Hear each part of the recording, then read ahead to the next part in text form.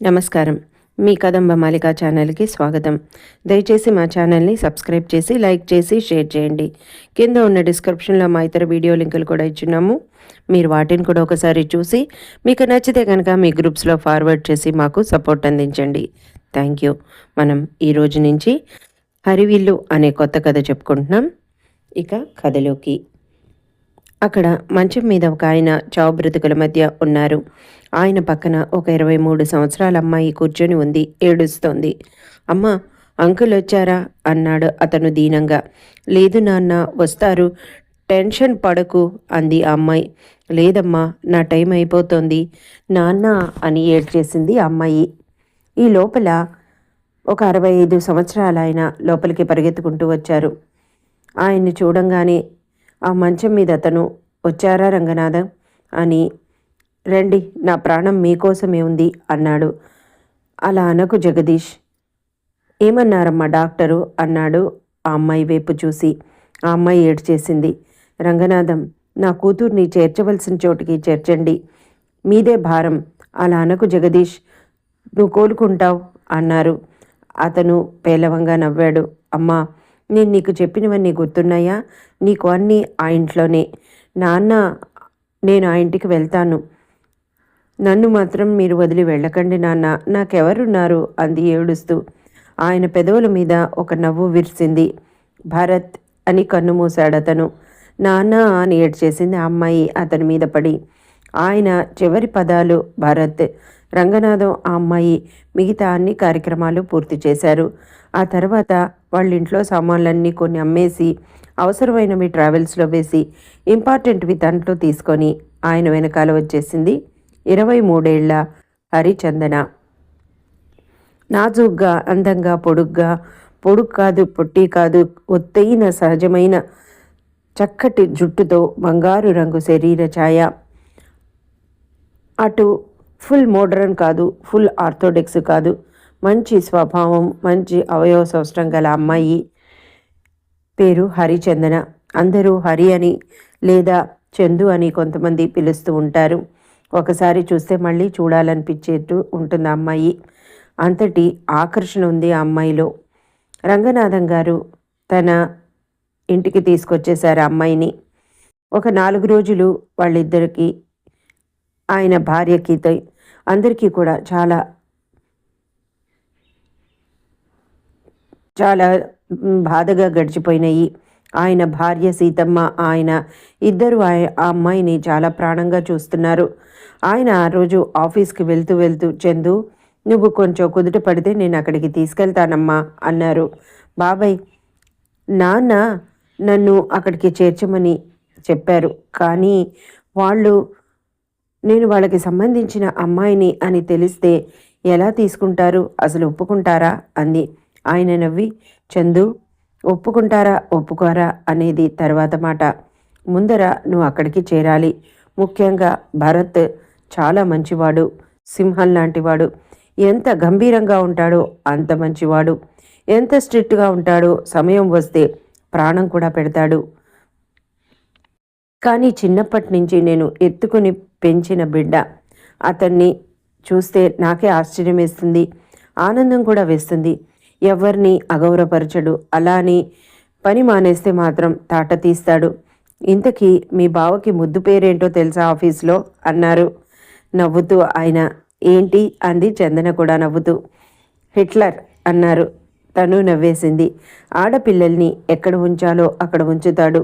అతి ఎవరు చేసినా అతనికి నచ్చదు. ఇంకొక ఆశ్చర్యకరమైన విషయం ఏంటంటే, అది చెప్తాను, విని నవ్వుకో. మీ మామయ్య గారు ఆఫీస్ నడిపేటప్పుడు ఆడవాళ్ళు ఎవరికి ఇష్టమైన బట్టలు వాళ్ళు వేసుకొని వచ్చేవారు. మీ హిట్లర్ బావ రూలింగ్లోకి వచ్చాక అతని అందానికి ఆశపడిని అమ్మాయి అంటూ ఉండదు. నువ్వే చూస్తావుగా. తన ముందర లేనిపోని వయ్యారాలు ఒలకపోసే కొంతమంది అమ్మాయిల్ని కొన్నిసార్లు గమనించాడు భరత్. అది అతనికి నచ్చలేదు. అందరికీ డ్రెస్ కోడ్ పెట్టేశాడు. అందరూ ఫుల్గా డ్రెస్ చేసుకోవాలి, లాంగ్ హ్యాండ్స్ జాకెట్స్తో సహా ఫుల్ నెక్తో ఉన్న బట్టలు వేసుకోవాలి, శారీ కట్టుకోవాలి. చందన పెద్దగా నవ్వేసింది. అలాగే మగవాళ్ళకి కూడా ఒకే ప్యాంటు ఒకే కలర్ షర్టు పెట్టేశాడు. ఈ చిన్న ఎగ్జాంపుల్ చాలదా మీ బావ గురించి అని అన్నారాయన. చందు నవ్వింది. చందు అంది, ఇప్పుడే నేనెవరో వాళ్ళకి తెలియాలా బాబాయ్ అంది. సరేనమ్మా చందు, నువ్వు ఎవరో వాళ్ళకి ఇప్పుడే తెలియక్కర్లేదు. ఒక చిన్న మాట నా మాటగా చెప్తాను విను. భరత్ చాలా మంచివాడు. నువ్వు ముందర ఆ ఇంట్లో వాళ్లతో స్నేహంగా మసులుకో. వాళ్ళ మనసులో స్థానం సంపాదించు. సమయం వచ్చినప్పుడు చెప్దాం. అప్పటి వరకు నువ్వు నాకు తెలిసిన వాళ్ళ అమ్మాయివని చెప్తాను, సరేనా అన్నారు. సరే బాబాయ్ అంది. ముందర ఇంటికి తీసుకెళ్తాను అన్నారు. రెడీ అయ్యిరా అన్నారు. చందన ఒక్క అరగంటలో గబగబా రెడీ అయి వచ్చింది. ఆరెంజ్ కలర్ డ్రెస్సు, సుందర సుకుమార కోమలమైన నాజుకుతనం, అందమైన చిరునవ్వు, ఆకర్షణమైన రూపం, షార్ప్గా ఉండే కళ్ళు. చందనను చూస్తే ఆయనకే ముచ్చటేసింది. ఇంత పొద్దున్నే బాగుంటుందా బాబాయ్ మనం వెళ్తే అంది. ఇంత పొద్దున్నే అయితేనే శాంతంగా ఉంటాడమ్మా మీ బావ. ఆ తర్వాత నుంచి మండే సూర్యుడు కనిపిస్తాడు అన్నారు.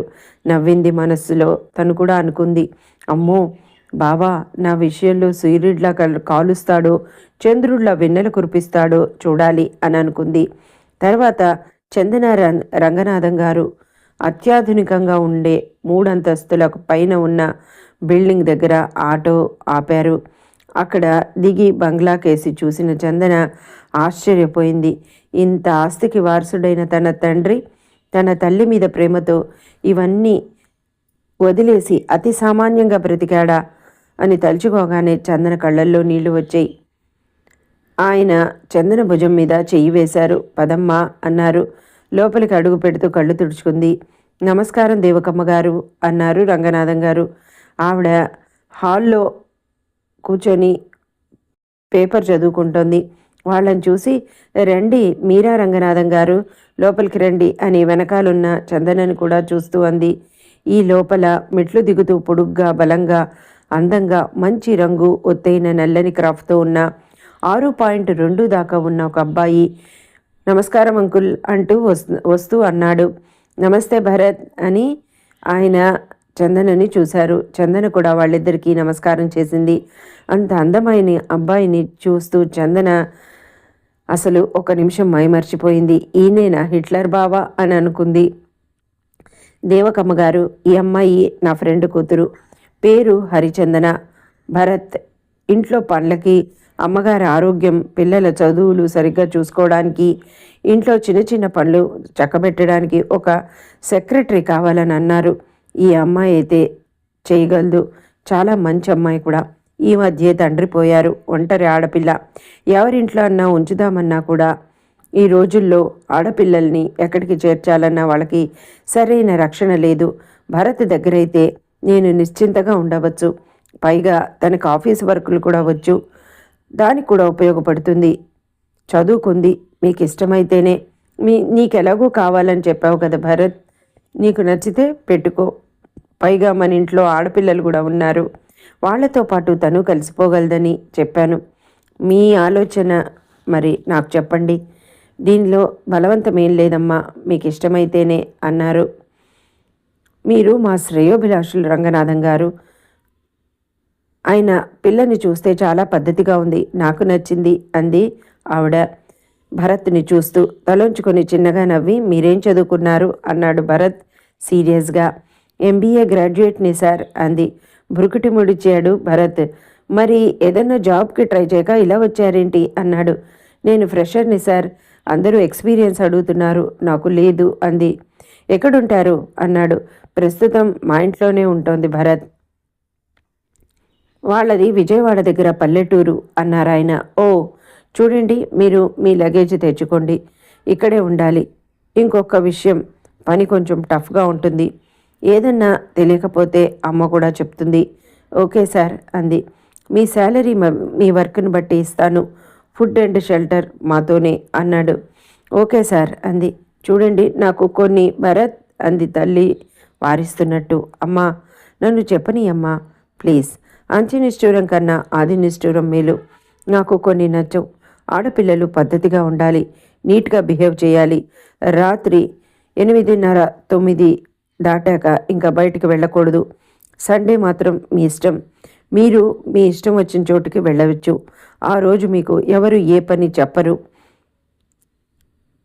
ఆ రోజు మీరు రిలాక్స్ కూడా అవ్వచ్చు. ఇక్కడ ఉన్న కోతులు నా ముందర ఒకలా, నా వెనకాల ఒకలా ప్రవర్తిస్తూ ఉంటారు. వాళ్ళందరినీ గమనించాలి. నాకు ఇక్కడ ఏం జరిగినా చెప్పాలి అని అన్నాడు. Okay sir, I will do అంది. గుడ్, అయితే రేపు మీరు జాయిన్ అవ్వచ్చు. మీ లగేజీ తెచ్చుకోండి అన్నాడు. ఓకే సార్ అని రామయ్య అన్నాడు భరత్. ఒక ముసలి నౌకరు వచ్చి చేతులు కట్టుకొని నిలబడ్డాడు. చెప్పండి బాబు అని. చూడు, ఈవిడ మన ఇంటికి రేపు వస్తారు. స్పేర్ రూమ్ క్లీన్ చేయించి ఈవిడ్ని దానిలో ఉంచు అన్నాడు. బాబుగారు, ఆ రూముల్లో పుస్తకాలు పెట్టించారు, సామాన్లు కూడా ఉన్నాయి అన్నాడు. మరి ఏ రూమ్ ఖాళీగా ఉంది అన్నాడు తల్లిని చూస్తూ. నీ రూమ్ పక్కన ఒక చిన్న గది ఉంది కదరా, అది ఖాళీగానే ఉంది. ఆ అమ్మాయి అక్కడ ఉండొచ్చు అందావిడ. ఒక నిమిషం ఆలోచించి, సరే రామయ్య, ఆ రూమ్ క్లీన్ చేయించి ఆవిడకి ఇవ్వు. ఏం కావాలో దగ్గరుండి చూడు అన్నాడు. అతను అలాగే బాబు అని వినయంగా చెప్పి వెళ్ళిపోయాడు. ఓకే అంకిల్, వస్తాను అని చందన వైపు కూడా చూసి వెళ్ళిపోయాడు. భరత్, ఏం మారలేదమ్మా అన్నారు రంగనాథం గారు నవ్వుతూ. ఆవిడే నవ్వింది. చూడమ్మా, వాడెప్పుడన్నా ఏదన్నా అన్నా పట్టించుకోకు. కొంచెం కోపం ఎక్కువే, కానీ నీ పని నువ్వు చేసుకుంటే వాడు ఎవ్వరిని ఏమీ అనడు, సరేనా అంది. అలాగే ఆంటీ అంది. ఆవిడికి చెప్పి ఇద్దరూ బయటికి వచ్చారు. ఇంటికి వచ్చాక రంగనాథం గారు చెప్పారు. భోజనం చేశాక రంగనాథం ఆయన భార్య చందనిని దగ్గర కూర్చోపెట్టుకొని ఆ అమ్మాయికి ఇలా చెప్పసాగారు. అమ్మా చందన, మీ తాతగారికి ఇద్దరు కూతుళ్ళు. పెద్దావిడ పేరు యశోద. చాలా చాలా అందమైంది. ఒకసారి చూస్తే మళ్ళీ మళ్ళీ చూడాలనిపిస్తుంది. నీలాగే అందావిడ. నవ్వింది చందన. కూతుర్ని వదలలేక మీ తాతగారు తన దగ్గర పనిచేసే మేనేజర్ వెంకట్రామయ్య గారిని ఇచ్చి పెళ్లి చేశారు. ఆ అబ్బాయి కూడా చాలా మంచివాడు. ఇల్లరికం తెచ్చేసుకున్నారు ఆయన్ని మీ తాతగారు. ఆ అబ్బాయి చాలా బుద్ధిమంతుడు. యశోదకి మీ బావ భరత్, ఆ తర్వాత జయదేవులు పుట్టారు. చాలా ఆనందంగా ఉంది వాళ్ళ సంసారం. చాలా చక్కటి జంట. అలాంటి జంటకి అలాంటి జీవితంలో అపశృతి జరిగింది. యశోదకి జాండీస్ వచ్చి ఆ రోజు జర తీవ్రత వలన భరించలేక ప్రాణం కోల్పోయింది. ఈ ప్రపంచాన్ని వదిలి, ఆయన్ని ఒంటరిగా వదిలి, పిల్లల్ని ఒంటరిగా వదిలి వెళ్ళిపోయింది. అల్లారు ముద్దుగా ఉన్న రామలక్ష్మణుల్లాంటి మెరిసిపోతున్న భరత్ జయదేవులు చాలా పసివారు. మీ తాతగారు తన చిన్న కూతురు దేవకిని ఇచ్చి పెళ్లి చేశారు ఆయనకి. మళ్ళీ అక్క అడుగుజాడల్లో నడిచింది దేవకి. ఆయన్ని వదిలి అస్సలు ఉండేది కాదు.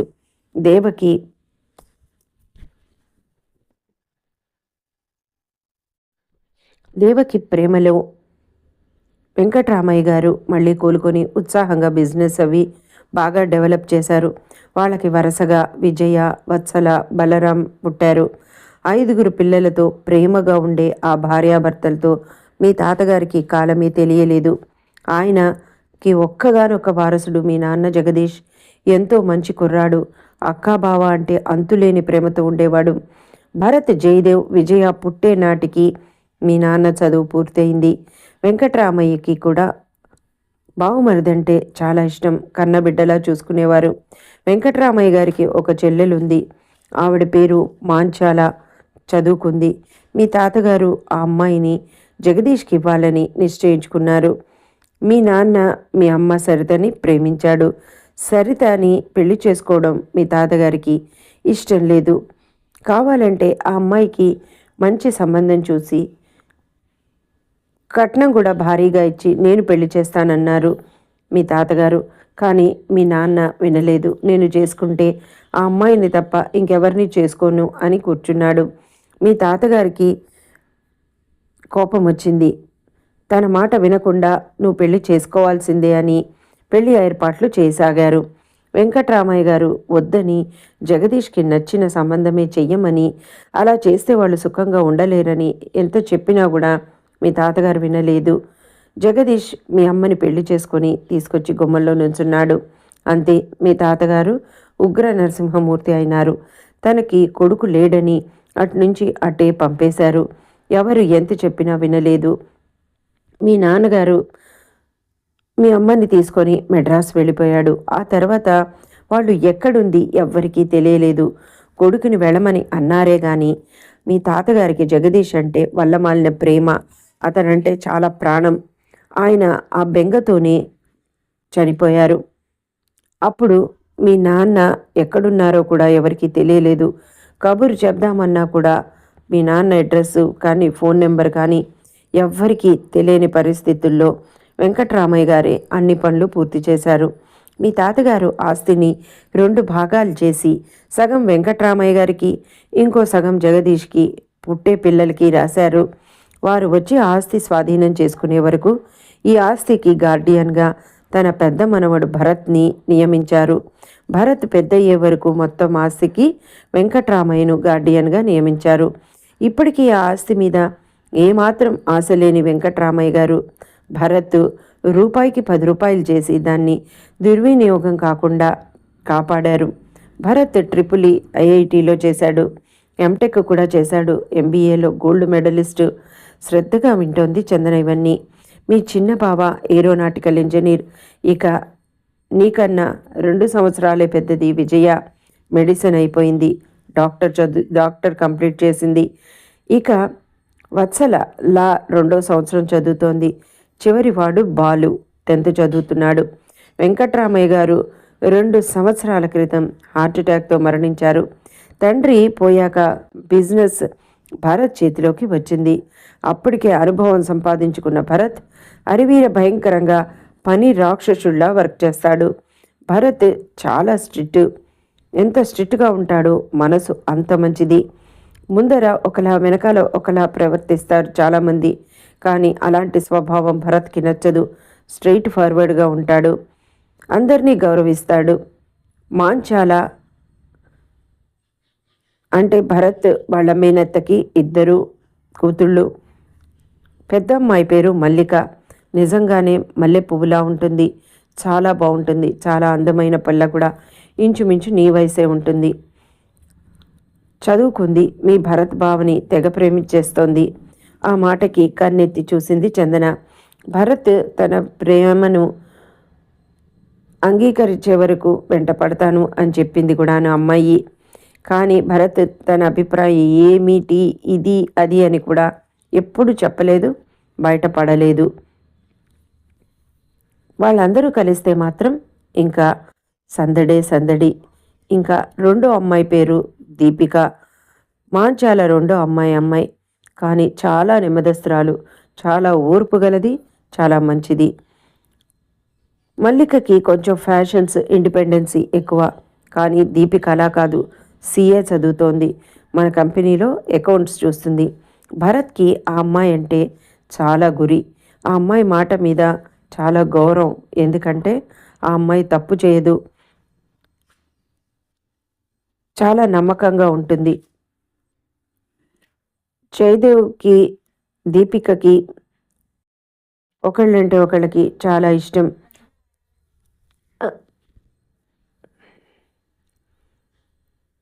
జయదేవ్కి దీపికకి ఒకళ్ళంటే ఒకళ్ళకి చాలా ఇష్టం. ఈ విషయం అందరికీ తెలుసు. ఈ సంవత్సరం జయదేవ్ పెళ్లి చేయాలని అన్నాడు భరత్. తల్లి అడ్డుపడింది. ముందర భరత్ని చేసుకోమంది. తను ఇంకో 2 ఏళ్ల వరకు అస్సలు పెళ్లి చేసుకోనని తెగేసి చెప్పాడు భరత్. మాంచాల ఇంకా 2 ఏళ్ళంటే ఎలాగరా అని భరత్ని అప్పుడప్పుడు కొంచెం గట్టిగానే అడుగుతూ ఉంటుంది. తన 2 కూతుళ్ళని తన అన్న కొడుకులకి ఇచ్చి వాళ్ళని అల్లుళ్ళని చేసుకోవాలని మాంచాల ఆశపడుతుంది. ఇదమ్మా ఆ ఇంటి కథ. రామనాథం ఇవన్నీ వివరంగా చెప్పాడు. నాకు డాడీ ఇవన్నీ చెప్పలేదు అంకుల్ అంది చందన. ఆయన నవ్వి, చందన, మీ నాన్నకి నిన్ను తన వాళ్ళ మధ్యకి చేర్చాలని, తీసుకెళ్లాలని చాలా కోరిక ఉండేది. మెడ్రాస్ వెళ్ళిన 10 సంవత్సరాలకి నాకు మీ అమ్మా నాన్న ట్రైన్లో కనిపించారు. చిన్న పిల్లవి నిన్ను ఎత్తుకొని కనిపించారు. ఆ రోజు నుంచి జగదీష్ని నేను ఎంత రమ్మన్నా రాలేదు. వద్దు రంగనాథం గారు, నన్ను బాధ పెట్టద్దు. ఆ ఆస్తి మీద నాకు వ్యామోహం లేదు అన్నాడు. అలా అంటే ఎలా జగదీష్ అంటే అతను ఒక నవ్వు నవ్వేసేవాడు. మీ అమ్మా నాన్న ప్రేమ చాలా చాలా గొప్పగా ఉండేదమ్మా. వాళ్ళిద్దరూ ఒకళ్ళని వదిలి ఒకళ్ళు ఎప్పుడు ఉండేవాళ్ళు కాదు. నేను మధ్య మధ్యలో వాళ్ళని కలుస్తూనే ఉండేవాడిని. వాళ్ళ యోగక్షేమాలు కూడా విచారిస్తూనే ఉండేవాడిని. ఇటు విషయాలు అటు చెప్తూనే ఉండేవాడిని. మీ నాన్నకి ఇంచుమించు అన్ని విషయాలు తెలుసు. మీ నాన్న కూడా చాలా మంచివాడు.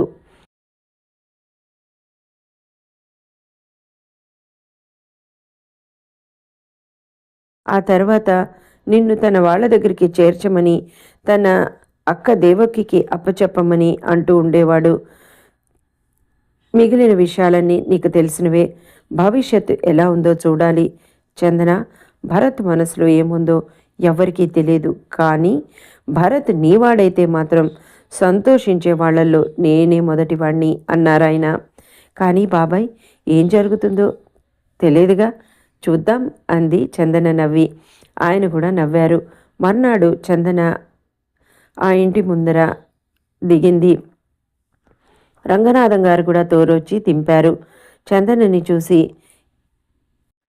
ఎవరా అని అనుకున్నారు ఆ ఇంట్లో అందరూ. దేవకి మాత్రం రామ్మా అంది. భరత్ రెడీ అయి టిఫిన్ చేస్తున్నాడు. వెల్, అందరూ ఇక్కడే ఉన్నారు కదా, మీ అందరికీ ఓ మాట, ఈ అమ్మాయి నా న్యూ సెక్రటరీ అన్నాడు భరత్. అందరూ ముఖముఖాలు చూసుకున్నారు. ఈ రోజు నుంచి నా పర్సనల్ పనులు, ఇంట్లో అమ్మ పనులు కూడా అన్నీ ఆ అమ్మాయే చూస్తుంది, ఇంక్లూడింగ్ మీ అందరితో సహా. సో మీరందరూ తనకి కోఆపరేట్ చేయండి అన్నాడు సీరియస్గా. ఓకే అన్నారు అందరూ. చూడండి, నాతో ఆఫీస్కి రావాలి మీరు అన్నారు చందుని చూసి. ఒక 20 నిమిషాల్లో రెడీ అయ్యి రండి అన్నాడు. ఓకే సార్ అంది చందన. చందన దేవకిని చూసింది. రామయ్య చందన లగేజ్ని తన రూమ్లో పెట్టిరా అని చెప్పింది దేవకి. రామయ్య అలాగే పెట్టాడు. టిఫిన్ తిందుగాని రామ్మ అని పిలిచింది. నేను తిన్నాను ఆంటీ అంది. సరే అని అందరికీ హాయ్ చెప్పి చందన తన రూమ్లోకి వెళ్ళింది. భరత్ నిన్నంత ప్రశాంతంగా ఈరోజు లేడు. చాలా గంభీరంగా కనిపిస్తున్నాడు. తన రూమ్లోకి వెళ్ళి ఫ్రెష్ అయ్యి భరత్ 20 నిమిషాలని చెప్పినా సరే 15 నిమిషాల సమయంలో రెడీ అయి కింద ఉంది. భరత్ రెడీ అయి వచ్చాడు. మేనేజర్ ఏవో ఫైల్స్ చూపించాడు. చూస్తూనే అప్పటికప్పుడే తను కూడా రెడీ అయి చందనని చూసి రండి అన్నాడు. ముందర కారు దగ్గరికి గబగబా వెళ్ళిపోయాడు.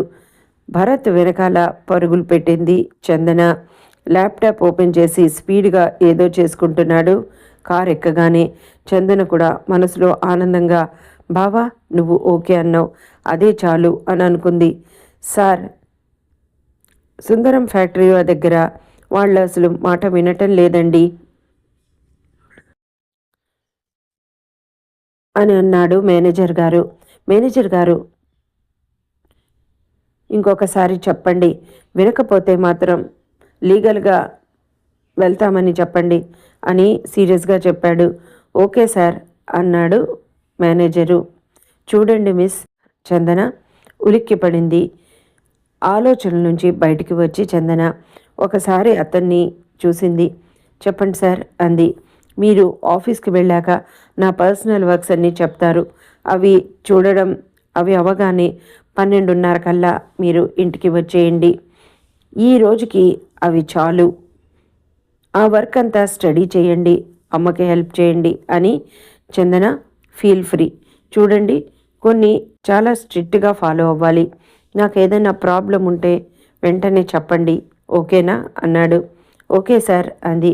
ఆఫీస్కి దగ్గరకి రాగానే దిగబోతుంటే సార్ అంది. దిగుతున్న వాడల్లా వెనక్కి తిరిగి చూశాడు. నన్ను మీరు అనకండి, కాల్ మీ చందన అంది. తలూపి ఓకే అన్నాడు. ఇద్దరు ఆఫీస్లోకి వెళ్ళారు. ఇంట్లో జయదేవ్, అమ్మా వాట్ ఏ స్ట్రేంజ్ అన్నాడు. ఏంటిరా స్ట్రేంజ్ అంది దేవకి. హిట్లర్కి ఆడపియేనా అని అన్నాడు. ఆవిడ నవ్వింది. అమ్మ, గురుడికి ఆడగాలి కావాలేమో, పెళ్లి చేసేరాదు అన్నాడు. అందరూ నవ్వారు. అరే, వాడు విన్నాడంటే నిన్ను చంపేస్తాడు అంది ఆవిడ. అందుకే తల్లి నీ కొడుకుని హిట్లర్ అంది అన్నాడు జయదేవ్. ఒరేయ్ తంత, వాడి గురించి ఏదన్నా అంటే మాత్రం ఊరుకోను, వాడు నా బంగారు కొండ అంది. జయదేవు ఆవిడ మెడ చుట్టూ చేయి వేసి, అమ్మా అది మాకు కూడా తెలుసు అన్నాడు. అందరూ నవ్వుకున్నారు. ఎవరి పనుల్లోకి వాళ్ళు వెళ్ళారు. ఇదండి ఇప్పటిదాకా. ఇంకా ఆ తర్వాత జరిగిందేంటో మళ్ళీ నెక్స్ట్ ఎపిసోడ్లో తెలుసుకుందాం. ఈ కథ చాలా ఇంట్రెస్టింగ్గా ఉంటుందండి. మంచి ఫ్యామిలీ స్టోరీ. మీరు ఎక్కడ స్కిప్ చేయకుండా ఫాలో అవ్వండి. Thank you.